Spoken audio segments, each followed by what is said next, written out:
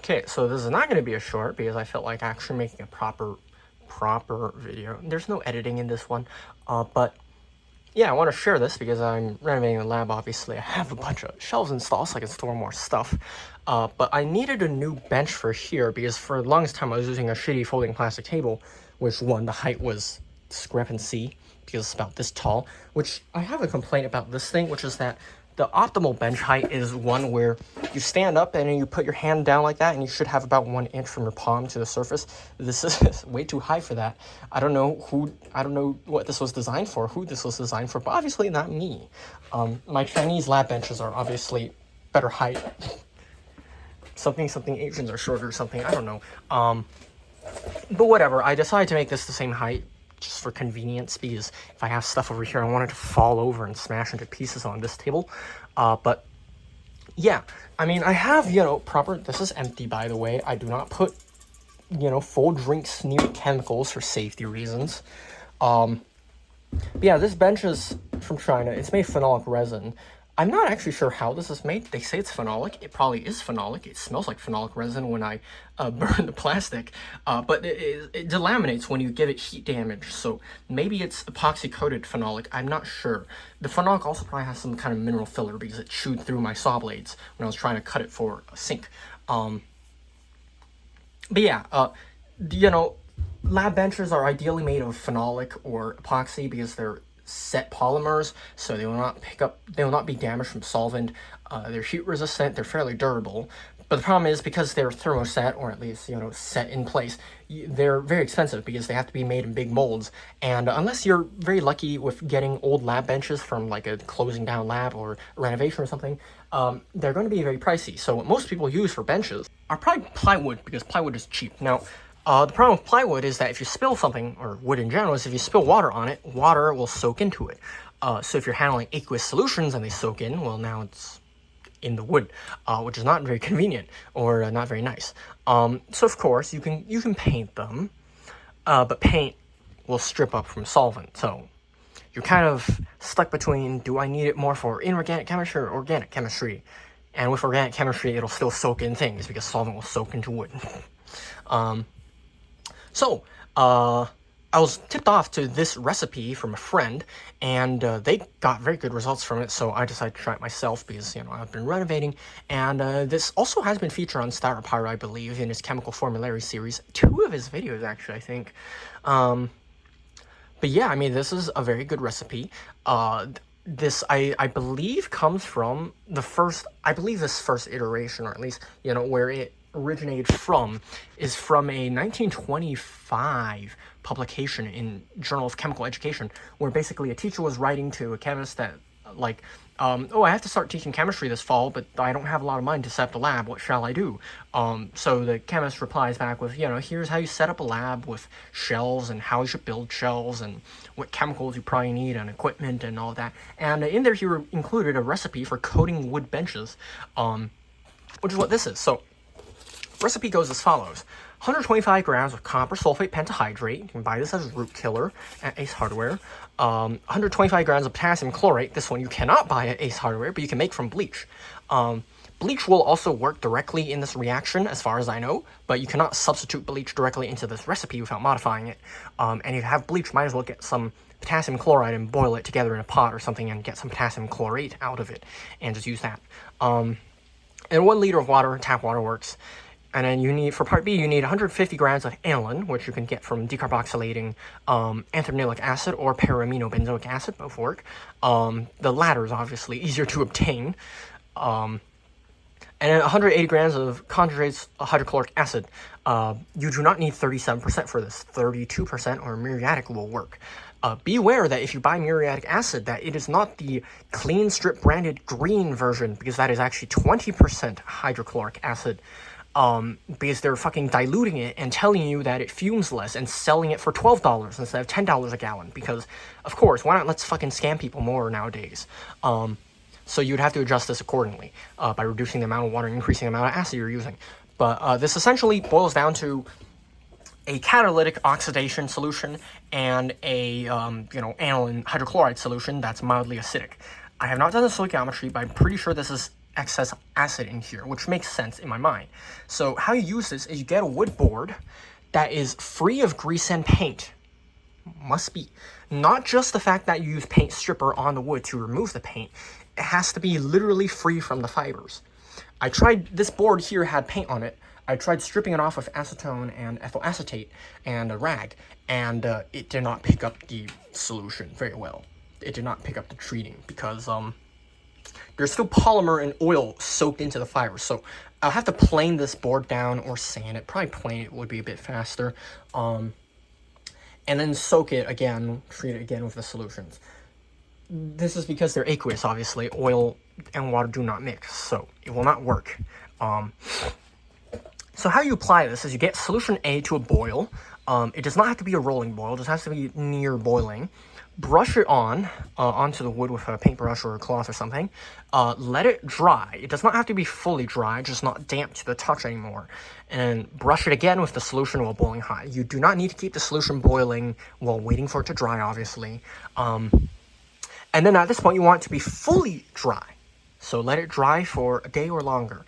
And then treat it with a boiling solution of part B. Again, paintbrush or cloth or something. Wipe it down. Let it dry. Again, this time, it doesn't have to be fully dry. Coat again. And then after this, you just let it soak for half an hour. It does not have to be, you don't have to let it fully dry at this point. And then wipe off or wash off the excess chemicals with a soapy rag. So, brush it down with soapy water and a rag. Wash it in some fresh water to get the chemicals out of it. And then wash it again. Just do that a dozen times or so. At the end, wash it a few more times with fresh water on the rag. So you don't want any soap left in the wood. Now, you might be going, oh, you should be washing chemicals down the drain. Copper sulfate is sold as root killer for drains. So you can, that's literally what it's for. It doesn't really matter that you're going to be washing in a sink or something. If you might be complaining about the aniline, there is no aniline left at all. It's polymerized to polyaniline. That's what this black stuff is. So you don't need to worry about washing aniline down the drain. There is no aniline, and this bench will not give you cancer because there is no free aniline left in the wood either. It's all gone. It's all reacted away to insoluble polyaniline, which will in fact stain your glassware. So use a beaker or something like that. Do not use a flask. Because a flask will be very difficult to clean. You have to scrub this with a Scotch-Brite pad. And the chlorate, you might be going, you're soaking wood with chlorate. Isn't that dangerous? Aren't you going to make the bench very flammable? No, because after treating it with the second solution, what happens is hydrochloric acid reacts with potassium chlorate to liberate chlorine dioxide and chlorine gas. Though you will not smell any because it's dilute and it's going to be reacting immediately with the aniline, like I said. And it'll just render it into potassium chloride, which is harmless. It's no salt, so it's potassium chloride. So again, you don't need to worry about exposing yourself to chemicals because they're all gone after you do the reaction. So that's very cool about this. So because the polyaniline is a solid, insoluble material, it will look like it's staining your rag, and some of it will actually wash off at first, but it'll not wash off all the way because it's penetrated in the wood. You're only washing off the surface layer. But this, with enough washing, it will wash back to white again. But this is my lab rag, so I don't really care. And after that, you will let it dry fully. Let it dry for a day or more. And you'll have to rub it with boiled linseed oil. So if you haven't used this stuff before, which this is actually my first time using it, but I've, learned about it before because I thought it was interesting. This is linseed oil from linseeds. And it's called boiled because in the medieval ages, they would boil it, or not boil it as in like bring it to an actual boil, but heat it with lead oxide, which would form lead palmitate and lead oleate and various, lead compounds with the soaps, basically. Soap is sodium palmitate or sodium salts of fatty acids. It would form lead salts. The lead is a very good catalyst, and it would cause it to oxidize very rapidly. Linseed oil is very high in linolenic acid, not linoleic, linolenic.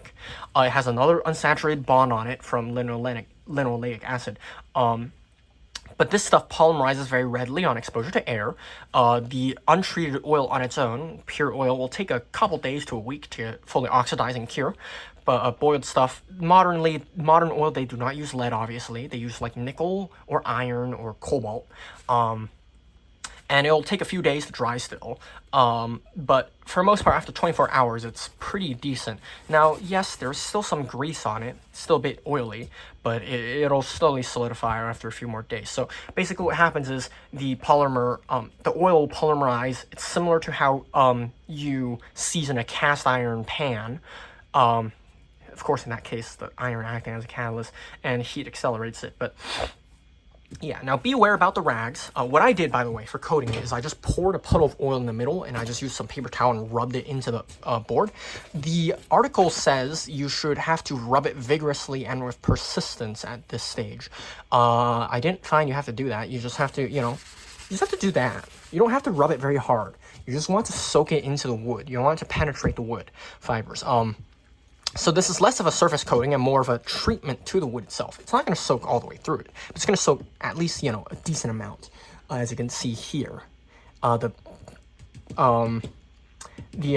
polyaniline went, probably a bit from the brushed on the side of it, but it's probably a couple millimeters deep, maybe 1 or 2 millimeters at least. Same thing that goes for the oil; it soaks in pretty well. But yeah, because this is a polymerization and it polymerizes basically into linoleum. It's water resistant, solvent resistant. It's fully waterproof actually, but you can see it doesn't soak into the wood. Solvent doesn't soak into, well, it does because this hasn't fully cured yet, like I said. Ideally, after it cures, you give it another coat of linseed oil. You do not want a thick coat on at once because, again, there's oxidation. You need to expose it to air. But yeah, note about the rags that you use afterwards. Do not crumple them up and just leave them in a trash can. They will catch on fire, or at least a good chance they will, because it's an oxidation. Paper or cloth has a large amount of surface area from the very soft fibers, and it's porous, so air will go through it, and that greatly accelerates the oxidation. It gets hot, and it can ignite, so do not throw these in a trash can. Once they are soaked with oil, you flatten them out for the most part, lay them out on concrete or something outside away from everything else, put maybe a heavy rock or something on it to keep the wind from blowing it around, and just let it sit there for a day or two. And at that point, it'll polymerize on its own in the rag, and then it won't catch on fire. This says to wash it with paint thinner or spirits of turpentine. Acetone also works, I think, but you don't really need to do that because just use a rag instead of a paintbrush for it. It makes more sense. But yeah, spontaneous combustion. This smells like cooking oil, by the way. But yeah, this is neat stuff, and this is actually what makes it chemically, or at least chemically resistant, or solvent resistant, or acid resistant, or acid proof. Because it's a polymer. The polyaniline itself is also polymer, but because, like I said, it's insoluble particulates, it's not actually a coating. It's only to stain the wood. Now, you might be going, well, why are you going through all this complex chemistry stuff just to color the wood black if you're just going to cover it with linseed oil? Can't you just use black paint and then cover it with linseed oil? No, because if you do that, paint is a coating. The linseed oil will not grab into the fibers. This is less of a surface coating and more of a treatment to the wood itself. It has to soak into the fibers. So you cannot use paint for it. Now, I do believe they do make linseed oil-based black paints still. You could probably use that, but come on, this looks great. I'm not sure what, the other paint would look like, but this really highlights some of the grain, and I like that. It's shiny. But yeah, like I said, this wood before treatment, I'm not sure if I said this already. I don't know, my memory's fuzzy. ADHD moment. But this wood has to be free of grease and paint before you use it. Even if it has paint on it, you can't just run paint stripper over it and expect it to work. I had this board, which had paint on it originally. I stripped it with acetone and ethyl acetate. I thought I did a pretty good job of scrubbing it with more clean ethyl acetate and acetone, but clearly there's still oil and paint and grease soaked into the fibers, and it did not pick up the treatment well because this is aqueous. Oil and water do not mix, so I'll have to plane this down and sand it probably. Now, note about the coating. You do not actually have to sand the wood before you apply the treatment because it soaks into the fibers. That's why you apply it while boiling hot, because it expands the fibers, and that way it actually deeply soaks into it and penetrates the wood surface. You can sand it if you want for the linseed oil part, but I don't think that's necessary. But yeah, I'll probably recoat it again with linseed oil. I just installed it yesterday, and I've been using it right now because it's still a bit greasy. It hasn't fully cured, but it's fine. But yeah, you can see some of the polyaniline does scrub off, but That's what this is for. It's supposed to protect the polyaniline by soaking it in the wood and polymerizing and all that stuff. But yeah, if it goes well, it should look like this. On application of the first coating, it will not do much. It might make the wood go a bit darker of a brown color because copper salts tend to stain wood already. But once you apply the second solution, it'll darken practically immediately like this. Very important is you let the 2 coats of A dry fully before you apply B. If you don't do that, the reaction is very slow, and it in fact will not really happen unless you heat it, which I found out because I was impatient, and yeah, I had to go over this entire thing with a heat gun to get it to actually turn black. Same thing with this one. So you need it to be fully dry because the reaction needs to be, happening basically solid liquid reaction, or at least very concentrated. So you don't want excess water going around. And also, after you apply solution A, because the fibers are already saturated, will not pick up solution B very well, so will not actually penetrate and react very well. You have to let it fully dry before applying B. But yeah, I mean, it looks great. That's what it looks like. Polyaniline is more of a navy blue color. This stuff, by the way, it's fucking it gets everywhere. Do not, be careful. Don't stain your floor or hand with this, which I didn't do a very good job of. It stained my old refrigerator. I don't know how, because I removed aniline from my old refrigerator, but aniline will oxidize in air to polyaniline already. There's actually some on my baffles of my fume hood, so yeah. Now, you could probably replace potassium chlorate with dichromate. That would also work, but why the hell would you do that? But yeah, dichromate would also work for oxidation. I don't think potassium nitrate would, due to the nature of nitrates. I'm pretty sure it would just form aniline nitrate, which wouldn't work properly, but I don't know. You could test it, but I would not feel good about rubbing potassium nitrate all over wood that has aniline in it, because it'll form aniline nitrate, which is not explosive, but obviously it would be a very good fuel. Then again, potassium chloride, you're rubbing potassium chloride on the wood, but like I said, this thing gets destroyed upon reacting, so there's no aniline, there's no potassium chlorate left in the wood. It's harmless. But yeah, I mean, this is not just good for chemistry stuff. I mean, concentrated sulfuric acid will chew up the wood slowly, but it also chews up phenolic resin.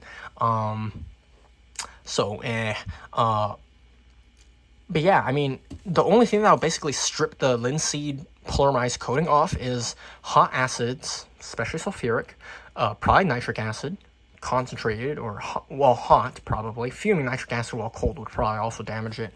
Boiling toluene or benzene or xylene, but again, like, it doesn't really matter. And if you do damage the wood somehow, if it's a superficial damage anyways, you just sand it, because the coating penetrates the wood very well, the staining treatment. So you just sand it down and treat it with more boiled linseed, and that would work.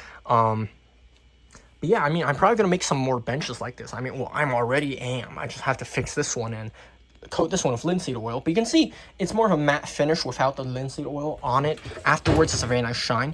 The article does also say you can polish it to a bright finish using beeswax polish, but I'm not that kind of person to make everything nice and shiny.